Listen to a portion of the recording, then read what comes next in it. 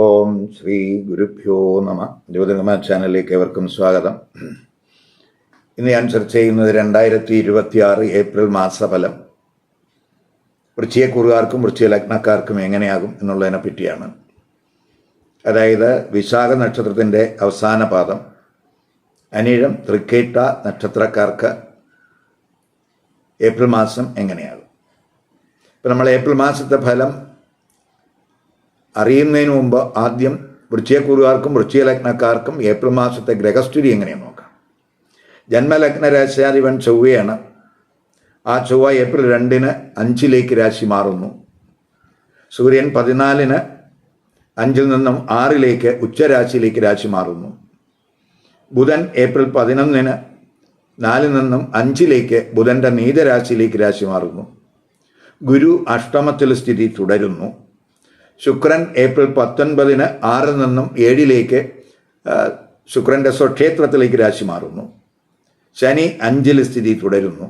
രാഹു 4-ലും കേതു 10-ലും സഞ്ചരിക്കുന്ന സമയമാണ്. അതായത് ഏപ്രിൽ മാസത്തിൽ ചൊവ്വയും ബുധനും 5-ലേക്ക് മാറുന്നു എന്നതും സൂര്യൻ 6-ലേക്ക് ഉച്ചരാശിയിലേക്ക് മാറുന്നു എന്നതും ശുക്രൻ 7-ലേക്ക് മാറുന്നു എന്നുള്ളതുമാണ് ഏപ്രിൽ മാസത്തിലെ ഗ്രഹസ്ഥിതിയുടെ പ്രത്യേകത. നമ്മൾ ഈ ഗോചര ഗ്രഹസ്ഥിതി അനുസരിച്ച് വൃശ്ചികക്കൂറുകാരുടെയും വൃശ്ചിക ലഗ്നക്കാർക്കും അവരുടെ ആരോഗ്യസ്ഥിതി എങ്ങനെയെന്ന് നോക്കാം. ഇപ്പോൾ ചൊവ്വ ജന്മലഗ്ന രാശ്യാധിപനുമാണ്, 6-ാം ഭാവാധിപനുമാണ്. അപ്പോൾ ആ ചൊവ്വ ഏപ്രിൽ 2-ന് 5-ലേക്ക് മാറുകയാണ്. ചൊവ്വ അവിടെ അഫ്ലിക്റ്റഡ് ആണ്. രവി, ശനി, ചൊവ്വ ഈ 3 ഗ്രഹങ്ങൾ 5-ൽ ഉണ്ട്. 5-ാം ഭാവാധിപനായിട്ടുള്ള ഗുരു ആണെങ്കിൽ അഷ്ടമത്തിൽ നിൽക്കുന്ന സമയമാണ്. അപ്പോൾ പൊതുവെ 5-ലാണ് ഈ തമോ ഗ്രഹങ്ങളുടെ സാന്നിധ്യം. അപ്പോൾ പൊതുവെ സ്റ്റൊമക്ക് റിലേറ്റഡ് ആയിട്ടുള്ള ഇഷ്യൂസ്. 5-ാം ഭാവാധിപനായിട്ടുള്ള ഗുരു 8-ൽ നിൽക്കുന്നു എന്ന് പറയുമ്പോൾ ലോവർ അബ്ഡമൻ റിലേറ്റഡ് ആയിട്ടുള്ള എന്തെങ്കിലുമൊക്കെ ഇഷ്യൂസ് ചിലർക്ക് ഉണ്ടാകാം. അങ്ങനെയുള്ള ആരോഗ്യ പ്രശ്നങ്ങൾ, ഇൻഡൈജഷൻ, കോൺസ്റ്റിപ്പേഷൻ റിലേറ്റഡ് ആയിട്ടുള്ള ഇഷ്യൂസ്, ബ്ലാഡർ റിലേറ്റഡ് ആയിട്ടുള്ള എന്തെങ്കിലും ഇഷ്യൂസ്, അങ്ങനെയൊക്കെയുള്ള ഇഷ്യൂസ് ഉള്ളവരൊക്കെ ശ്രദ്ധിക്കണം. പൊതുവെ 5-ലൊക്കെ ഈ ഗ്രഹങ്ങളുടെ സാന്നിധ്യം വരുമ്പോൾ, പ്രത്യേകിച്ച് ശനി, ചൊവ്വ, അതുപോലെ സൂര്യൻ ഒക്കെ വരുമ്പോൾ മാനസികമായിട്ട് ഒരു ടെൻഷൻ, അഗ്രസീവായിട്ടുള്ള എനർജിയൊക്കെ കൂടാൻ സാധ്യതയുണ്ട്. നമ്മൾ അമിതമായിട്ടുള്ള ചിന്തകൾ നമുക്ക് ഈ സമയത്തുണ്ടാകാം. പ്രത്യേകിച്ച് 5-ൽ ആ ഗ്രഹങ്ങളൊക്കെ വരുമ്പോൾ സന്താനങ്ങൾക്കായിട്ടൊക്കെ കാത്തിരിക്കുന്നവർ അവരുടെ ആരോഗ്യത്തിലൊക്കെ ഒരു ശ്രദ്ധ കൊടുത്തു പോകണം. ഇപ്പോൾ പൊതുവെ നമുക്ക് അച്ചടക്കത്തോടെയുള്ള ഒരു സമീപനമാണ് ഈ സമയത്ത് വേണ്ടത്. ജ്യേഷ്ഠ സഹോദരന്മാരോടും സുഹൃത്തുക്കളോടും ഒന്നും അഭിപ്രായ വ്യത്യാസങ്ങൾ ഉണ്ടാകാതെ നോക്കണം. യാത്രകളിലൊക്കെ ഒരു കെയർ വേണം. 14-നൊക്കെ സൂര്യൻ 6-ൽ ഉച്ചരാശിയിലേക്ക് വരുന്നുണ്ട്. 19-ന് ശുക്രൻ 7-ലേക്ക് രാശി മാറുന്നുണ്ട്. അപ്പോൾ അത് പൊതുവെ നമുക്ക് എന്തെങ്കിലുമൊക്കെ ആരോഗ്യ പ്രശ്നങ്ങൾ ഉണ്ടെങ്കിൽ ആ ആരോഗ്യ പ്രശ്നങ്ങൾക്ക് പ്രോപ്പറായിട്ടുള്ള മെഡിക്കേഷനിലൂടെ നമുക്ക് റിക്കവറി, ആശ്വാസമൊക്കെ കണ്ടെത്താൻ കഴിയും. ആ സൂര്യൻ 6-ൽ ഉച്ചസ്ഥിതിയിൽ വരുന്നതും ശുക്രൻ 7-ൽ സ്വക്ഷേത്രത്തിൽ ബലവാനായിട്ട് വരുന്നതും ഒക്കെ തന്നെ, പ്രത്യേകിച്ച് ജന്മരാശിയിലൊക്കെ ആ ശുക്രൻ്റെ ദൃഷ്ടിയൊക്കെ വരുന്നുണ്ട്. ഇപ്പം നമുക്ക് ആരോഗ്യ പ്രശ്നങ്ങളുള്ളവർക്ക് അതിൽ നിന്ന് റിലീഫ് കിട്ടുന്നതിന് സഹായകമാണ്. ഇനി നമുക്ക് തൊഴിൽ സ്ഥിതി എങ്ങനെയെന്ന് നോക്കാം. തൊഴിൽ സ്ഥിതി നോക്കുമ്പോൾ 10-ാം ഭാവാധിപൻ സൂര്യനാണ്. അപ്പോൾ കർമ്മഭാവാധിപനായിട്ടുള്ള സൂര്യൻ 13 വരെ 5-ലുണ്ട്. 14 മുതൽ ആ സൂര്യൻ 6-ൽ ഉച്ചരാശിയിലേക്ക് വരികയാണ്. 6-ാം ഭാവാധിപനായ ചൊവ്വ അതിൻ്റെ 12-ാം ഭാവമായ 5-ൽ നിൽക്കുന്ന സമയമാണ് ഏപ്രിൽ 2 മുതൽ. അപ്പോൾ തൊഴിലിൽ പൊതുവെ സഡനായിട്ടുള്ള മാറ്റങ്ങൾ. 10-ാം ഭാവാധിപൻ ആദ്യത്തെ 13 ദിവസം ഭാവത്തിൻ്റെ അഷ്ടമത്തിലാണ് നിൽക്കുക. അപ്പോൾ തൊഴിൽപരമായിട്ട് ഒരു ട്രാൻസ്ഫർമേഷൻ്റെ സമയം എന്ന് പറയാം. സഡനായിട്ടുള്ള മാറ്റങ്ങൾക്ക് സാധ്യതയുണ്ട്. അപ്പോൾ തൊഴിലിടത്ത് നമുക്ക് ലീഡർഷിപ്പ് തലത്തിലേക്കൊക്കെ ഉയരുവാനും ഒക്കെ നമുക്ക് കഴിയും. പ്രത്യേകിച്ച് ഇൻ്റലിജൻസ് തലത്തിലും ക്രിയേറ്റീവ് തലത്തിലും, അതുപോലെ ഈ ടീച്ചിങ് തലത്തിൽ, റിസർച്ച് തലത്തിൽ ഒക്കെ, അതുപോലെ എൻ്റർടൈൻമെൻറ്റ് തലത്തിലൊക്കെ വർക്ക് ചെയ്യുന്നവരെ സംബന്ധിച്ചിടത്തോളം അപ്രതീക്ഷിതമായിട്ടുള്ള മാറ്റങ്ങളും നേട്ടങ്ങളും ഒക്കെ അവർക്ക് പ്രതീക്ഷിക്കാവുന്ന സമയമാണ്. ചിലർക്ക് സന്താനത്തിനൊക്കെ തൊഴിൽ സാധ്യത കാണുന്നുണ്ട്. ഇപ്പോൾ ഏപ്രിൽ 14 ഈ 10ാം ഭാവാധിപനായിട്ടുള്ള സൂര്യൻ 6 സേവനസ്ഥാനത്ത് ഉച്ചരാശിയിൽ വരികയാണ്. അത് കർമ്മഭാവത്തിൻ്റെ ഭാഗ്യസ്ഥാനവും കൂടിയാണ്. അപ്പോൾ പൊതുവെ 10 കേതു നിൽക്കുന്നുണ്ട്. ആ കേതുവാണെങ്കിൽ സ്വന്തം നക്ഷത്രമായ മകം നക്ഷത്രത്തിൽ സഞ്ചരിക്കുന്ന സമയം കൂടിയാണ്. അപ്പോൾ പൊതുവെ തൊഴിലിൽ ഉയർച്ച, തൊഴിലിൽ പ്രമോഷൻ, തൊഴിലിൽ അനുഭവങ്ങൾ ഉണ്ടാകുന്നതിന് സാധ്യത കാണുന്നുണ്ട്. മേലുദ്യോഗസ്ഥരുടെയൊക്കെ സഹായം കിട്ടാൻ സാധ്യതയുണ്ട്. കർമ്മഭാവാധിപൻ അതിൻ്റെ ഭാഗ്യസ്ഥാനത്ത് ഉച്ചസ്ഥിതിയിൽ വരുമ്പോൾ അപ്പോൾ സർക്കാർ തൊഴിലൊക്കെ ആഗ്രഹിക്കുന്നവർക്കും അനുകൂല സമയമായിട്ട് കാണുന്നുണ്ട്. അപ്പോൾ ഉദ്യോഗാർത്ഥികളെ സംബന്ധിച്ചിടത്തോളം ഇപ്പോൾ ടെസ്റ്റിലോ ഇൻ്റർവ്യൂകളിലൊക്കെ അപ്പിയർ ചെയ്യുന്നവർക്കൊക്കെ അനുകൂല സമയമാണ്. അവരുടെ കോമ്പറ്റീറ്റീവ് സ്പിരിറ്റൊക്കെ കൂടാൻ സാധ്യതയുണ്ട്. പ്രത്യേകിച്ചും 6 സൂര്യൻ ഉച്ചസ്ഥിതനായിട്ട് വരുന്ന സമയമായതുകൊണ്ട് തൊഴിലവസരങ്ങളൊക്കെ ഉണ്ടാകും. വിദേശത്തൊക്കെ തൊഴിലന്വേഷണത്തിൽ പോസിറ്റീവായിട്ടുള്ള റിസൾട്ട് പ്രതീക്ഷിക്കാവുന്ന സമയമാണ്. അതുപോലെ തന്നെ അതേസമയം ആദ്യ പകുതി നമ്മൾ ഈ കോവർക്കേഴ്സുമായിട്ട് അഭിപ്രായ വ്യത്യാസങ്ങൾ ഉണ്ടാകാതെയൊക്കെ നോക്കണം. അതുപോലെ കാരണം 6ാം ഭാവാധിപനായിട്ടുള്ള ആ ചൊവ്വ, ശനി, അതുപോലെ സൂര്യൻ ഈ ഗ്രഹങ്ങളുമായിട്ടൊക്കെ ഒരു ബന്ധം 5ൽ വരുന്നു എന്നുള്ളത് കൊണ്ട് അവർക്കിടയിൽ ഈ തൊഴിലിടത്ത് അഭിപ്രായ വ്യത്യാസങ്ങൾ ഉണ്ടാകാതെ ഈ കുറുകാർ ഉണ്ടാകാതെ നോക്കണം. ഇനി നമുക്ക് ബിസിനസ്സുകാർക്ക്, ഇപ്പോൾ ബിസിനസ്സുകാരെ സംബന്ധിച്ചിടത്തോളം ബിസിനസ് കാരകനായിട്ടുള്ള ബുധൻ 10 വരെ, ഏപ്രിൽ 10 വരെ 4-ലുണ്ട്. അതിനുശേഷം ആ ബുധൻ നീചരാശിയിലേക്ക് രാശി മാറുകയാണ്. 7ാം ഭാവാധിപനായിട്ടുള്ള ശുക്രൻ, ആ ശുക്രനാണെങ്കിൽ 6-ലാണ് ഏപ്രിൽ 18 വരെ. ഇപ്പോൾ ആദ്യ പകുതി ബിസിനസ്സിൽ നമ്മൾ ഒരു കെയർ വേണം. പ്രത്യേകിച്ച് ബുധനും രാഹുവൊക്കെ ഉള്ളൊരു ബന്ധം വരുമ്പോൾ സ്വാഭാവികമായിട്ടും നമുക്ക് ആ ബിസിനസ് ഡിസിഷനിലൊക്കെ നമ്മൾ ഒരു കെയർ വേണം. സഡനായിട്ടുള്ള ഡിസിഷൻ എടുക്കാതിരിക്കുക. അതേസമയം അവസാനത്തെ പകുതി 7ാം ഭാവാധിപനായിട്ടുള്ള ആ ശുക്രൻ 7ലേക്ക് തന്നെ വരുന്നുണ്ട്. അതുപോലെ അത് പാർട്ട്ണർഷിപ്പ് ബിസിനസ്സിലൊക്കെ നമുക്ക് എന്തെങ്കിലുമൊക്കെ പ്രശ്നങ്ങളുണ്ടെങ്കിൽ ആ പ്രശ്നങ്ങളൊക്കെ പരിഹരിക്കാൻ സഹായകമാണ്. ഇപ്പോൾ വിദേശത്തൊക്കെ വിപണനമൊക്കെ നടത്തുന്നവരെ സംബന്ധിച്ചിടത്തോളം അത് ഗുണാനുഭവം ഉണ്ടാകും. പുത്തൻ ബിസിനസ് തുടങ്ങുന്നതിനും പൊതുവെ അനുകൂല സമയമായിട്ട് കാണുന്നുണ്ട്. കർമ്മഭാവാധിപൻ ഉച്ചരാശിയിൽ വരുന്ന സമയവും കൂടിയാണ് ഏപ്രിൽ 14 മുതൽ.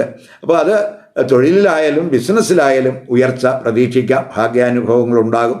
അപ്പോൾ അവസാനത്തെ പകുതി ബിസിനസ്സിൽ ഗുണാനുഭവങ്ങൾ കൂടുന്നതിന് സാധ്യത കാണുന്നുണ്ട്. ഇനി വിദ്യാർത്ഥികൾക്ക്, ഇപ്പോൾ വിദ്യാർത്ഥികളെ സംബന്ധിച്ചിടത്തോളം വിദ്യാകാരകൻ ബുധനാണ്. ബുധൻ ഏപ്രിൽ 11 മുതൽ 5 നീചരാശിയിലേക്ക് വരുന്നു. 5ാം ഭാവാധിപനായിട്ടുള്ള ഗുരു ആണെങ്കിൽ അഷ്ടമത്തിലാണ്. 5 ശനി, രവി, അതുപോലെ കുജൻ. 11 മുതൽ ആ ബുധനും 5ലേക്ക് വരികയാണ്. അപ്പോൾ പൊതുവെ നമുക്ക് പഠനത്തിൽ ഒരു ഫോക്കസ് കുറയാം, ഒരു ഡിസ്ട്രാക്ഷൻ്റെയൊക്കെ സമയം എന്ന് പറയാം, ആദ്യ സമയം. അതുകൊണ്ട് നമ്മൾ ആദ്യ പകുതിയൊക്കെ പഠനത്തിൽ ഫോക്കസ് കൂട്ടണം. പൊതുവെ മാനസികമായിട്ടൊരു ടെൻഷൻ, പഠനത്തിൽ കൺഫ്യൂഷൻ, ഡൈവേർഷൻ ഒക്കെ പഠനത്തിൽ ഉണ്ടാകാം. അത് ചിലപ്പോൾ പഠനത്തെ നമുക്ക് നെഗറ്റീവായിട്ട് ബാധിക്കും എന്നും കൂടെ മനസ്സിലാക്കുക. ബുധൻ 8ാം ഭാവാധിപനായിട്ട് 5ൽ വരികയാണ്. അത് പഠനത്തിലൊരു ആലസ്യം ഉണ്ടാക്കും. ഇപ്പോൾ ക്രിയേറ്റീവ് തലത്തിലും വർക്ക് ചെയ്യുന്നവർക്കും ചില പ്രയാസങ്ങൾ ചിലപ്പോൾ അഷ്ടമഭാവാധിപൻ 5ലേക്ക് വരുന്നത് കൊണ്ട് സാധ്യത കാണുന്നുണ്ട്. ഇപ്പം പലതരം ചിന്തകൾ കൊണ്ട് മനസ്സിങ്ങനെ പ്രക്ഷുബ്ധമാകുന്ന സമയമായിരിക്കും. അപ്പോൾ ഈ സമയത്ത് നമുക്ക് ആ മെൻ്റൽ കോൺഫ്ലിക്റ്റ് കുറയ്ക്കുക, പ്രത്യേകിച്ച് ഈശ്വരചിന്തയൊക്കെ കൂട്ടുക, ഉപാസനാദി കാര്യങ്ങളിലൊക്കെ ഫോക്കസ് കൊടുക്കുക. അങ്ങനെ നല്ല ചിന്തകളും അതുപോലെ ഈ മെൻ്റൽ കോൺഫ്ലിക്റ്റൊക്കെ കുറച്ച് മാനസികമായിട്ടൊരു സമാധാനം ഒക്കെ ഉണ്ടാകുന്നതിനത് വഴിതെളിക്കും. അത് നമുക്ക് പഠനത്തിൽ ഫോക്കസ് കൂടാൻ വഴിതെളിക്കും. അപ്പോൾ അതുകൊണ്ട് പഠനത്തിൽ പ്രത്യേകിച്ച് ബുധന് നീചസ്ഥിതി വരുന്നു, 5ാം ഭാവാധിപൻ അഷ്ടമത്തിൽ സ്ഥിതി വരുന്നു. അപ്പോൾ ഇങ്ങനെയൊക്കെയുള്ളൊരു അവസ്ഥ വരുന്നത് കൊണ്ട് നമ്മൾ പഠനത്തിൽ കെയർ കൊടുത്ത് പോകണം. ഇനി ധനസ്ഥിതി നോക്കുമ്പോൾ 11ാം ഭാവാധിപൻ എന്ന് പറയുന്നത് ബുധനാണ്. ആ 11ാം ഭാവാധിപൻ ബുധൻ 4, 5 രാശികളിലേക്ക് സഞ്ചരിക്കുകയാണ്. 5ാം രാശി വരിക എന്ന് പറയുമ്പോൾ ബുധൻ നീചരാശിയിലേക്ക് വരുന്നു. എങ്കിലും ആ 11 മുതൽ ബുധൻ നീചരാശിയിലാണ് എങ്കിലും ആ 11ാം ഭാവാധിപനായിട്ടുള്ള ബുധൻ ആ 11ാം ഭാവരാശിയിൽ ഉച്ചദൃഷ്ടി ചെയ്യുന്ന സമയം കൂടെയാണ്. ഇപ്പോൾ ചൊവ്വ, അതുപോലെ സൂര്യൻ, ശനി, ബുധൻ ഒക്കെ തന്നെ 11 ദൃഷ്ടിയുണ്ട്. അതായത് നേട്ടത്തിൻ്റെ സ്ഥാനത്ത് 4 ഗ്രഹങ്ങളുടെ ദൃഷ്ടിയുണ്ട്. ചൊവ്വ, സൂര്യൻ, അതുപോലെ ശനി, ബുധൻ. അപ്പം നമുക്ക് പൊതുവെ അത് നമുക്ക് പല സോഴ്സിൽ നിന്ന് നമുക്ക് സാമ്പത്തിക നേട്ടം കിട്ടുന്നതിന് സഹായകം ആണ് എന്ന് തന്നെ പറയാം. ചിലർക്ക് അപ്രതീക്ഷിതമായിട്ടുള്ള ധനനേട്ടം ഉണ്ടാകും.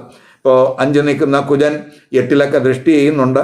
അപ്പോൾ 5-ാം ഭാവാധിപനായിട്ടുള്ള ഗുരു 8 നിന്നും 2 ധനസ്ഥാനത്ത് ദൃഷ്ടി ചെയ്യുന്നുണ്ട്. അപ്പോൾ ഈ ധനഭാവാധിപൻ അഷ്ടമത്തിൽ നിൽക്കുന്നു, 8 നിന്നുകൊണ്ട് ആ ഗുരു ധനസ്ഥാനത്തേക്ക് ദൃഷ്ടി ചെയ്യുന്നു. അപ്പോൾ അതൊക്കെ നമുക്ക് പൊതുവെ നമുക്ക് അപ്രതീക്ഷിതമായിട്ടുള്ള സാമ്പത്തിക നേട്ടങ്ങൾക്ക് വഴിതെളിക്കും.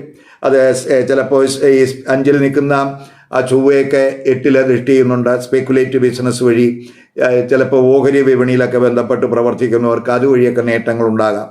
അതുപോലെ ഫ്രണ്ട്സ്, സോഷ്യൽ റിലേഷൻ, ഇവ വഴി ഒക്കെ തന്നെ നമുക്ക് ചില സാമ്പത്തിക നേട്ടങ്ങൾ ഉണ്ടാകാവുന്ന സമയമാണ്, പ്രത്യേകിച്ച് അവസാനത്തെ പകുതി. ചിലർക്ക് ലോട്ടറി വഴി എന്തെങ്കിലുമൊക്കെ ഭാഗ്യാനുഭവം ഉണ്ടാകുന്നതിനും സാധ്യതയുണ്ട്. അതേസമയം നമ്മൾ ഈ 2-ാം ഭാവാധിപൻ അഷ്ടമത്തിലൊക്കെ സഞ്ചരിക്കുന്ന സമയമായതുകൊണ്ട് മണി ട്രാൻസാക്ഷനിലൊക്കെ ഒരു കെയർ വേണം.